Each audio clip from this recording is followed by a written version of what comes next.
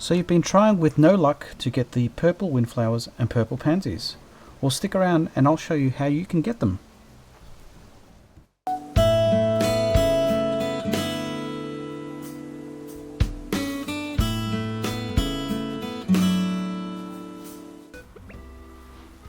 Hey YouTube, it's Alexa Giovanni here with another Animal Crossing guide. I'm showing you today how to get those purple pansies and purple windflowers. And I know some of you have been struggling with those, so this will hopefully help you out. And the reason I suggest to breed these together is because they have the same colorway. Are very similar, so they kind of seed from the same colors. And when I say seeds, what I do mean is actual seeds from Nook's Cranny. So they need to start from an actual seed packet. So don't run any risks. Make sure that you buy them from the shop. Don't mix and match. So you need to make sure that they come from a seed. And so you can see here that I've pasted out 6 spots here. So this is just 1/2 of a potential width of what I recommend a 12 by 12 grid. And you'll also see that I've got a path that's separating that so that there aren't any flowers being able to grow in that area. And of course Raymond's overlooking things. Hey Raymond!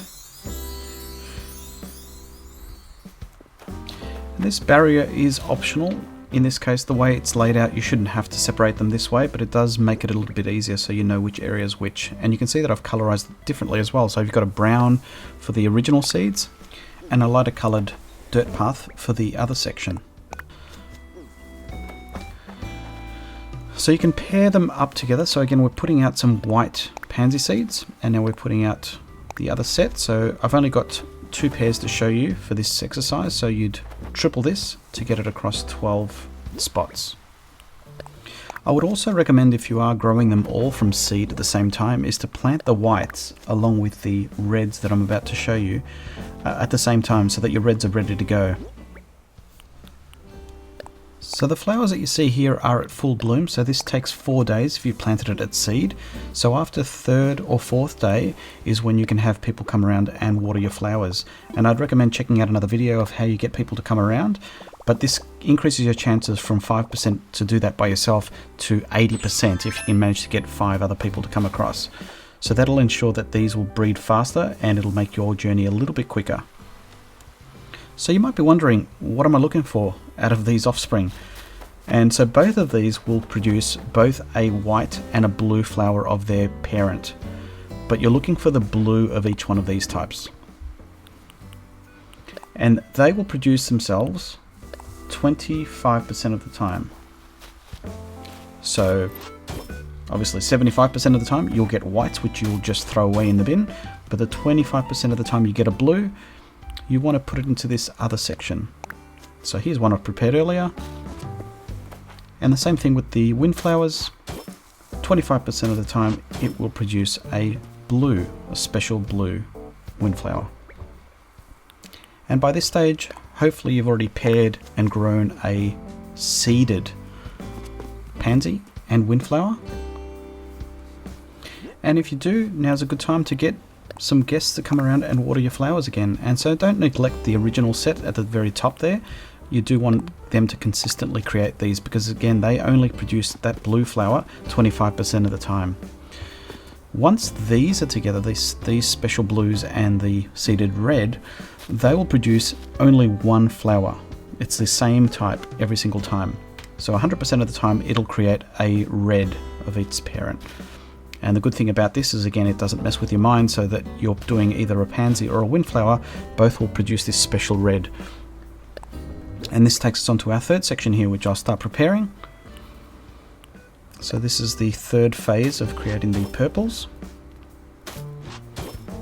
So any of the reds that come from zone 2 into the 3rd zone, you can either put them in pairs or in groups of 4. I guess it's your choice, whatever makes it easier. But I usually leave them there so that if they're ever in isolation and someone comes to water your flowers, they'll clone, so you automatically get another copy. So you save yourself those 1st and 2nd steps all in the one hit.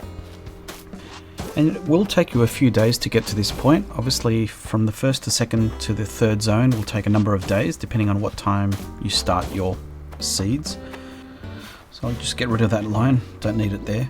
But whenever you do get the reds from here, so I've got these paired up, so in groups of 4, and these all came from the offspring of zone 2. So it's best to always pair them together because you need 2 pairs to make a child. And I'll put them in the exact same orientation, so I'll put another 4 together. Oh, didn't quite work. Let me just move that. So you can see that this represents 1/3 of a width of what I'd recommend. So a 12 by 12 grid is small enough, but at the same time big enough to be able to manage these flowers. So once you have at least 2 of each one of these pairs, this is where the excitement starts, because you have a 6.25% chance of getting a purple of that particular flower. But you also have a chance to get reds, whites or blue out of the flowers here. And what's often neglected when you're at this stage is you're always just looking for that purple. But like I said, it's only 6.25%. So if you ever do get a blue, you've got 2 options. One is leave the flower by itself to clone once some people come and water it. Or the other option is to pair it with a yellow. So this is a seeded yellow, and this is a little bit longer in terms of waiting for the outcome, but this will give you a surer chance to know what you're getting if you want to be sure. So this pairing, the blue and the seeded yellow, will produce either a yellow or an orange. So if it ever produces an orange, which is the color other than this seeded yellow, that you can be sure that it's what's known as a special island blue flower. So if you do have yourself one of these special blue flowers, this gives you 25% chance of getting the purple, which is way higher than the 6.25 from just the special reds. And the exact same concept applies when it comes to the Windflowers, because it's the same colorization. You can either clone them, in this case in isolation, or if you wanted to check it, you can check it against an orange Windflower, which I don't have any grown, so I'm just going to plant a seed. But once they're obviously at a point where they can grow together, this will produce either a pink or an orange Windflower. And again, because we're seeded with the orange, if it creates a offspring other than orange, in this case a pink, you know that it's one of these special island blue Windflowers. And again, if you do, you're at 25% chance of getting that purple. So it all depends on how long you're willing to wait to test the flowers. So I'd recommend just cloning them, because it's that little bit faster, unless you're time traveling, that's a different story. So there you go.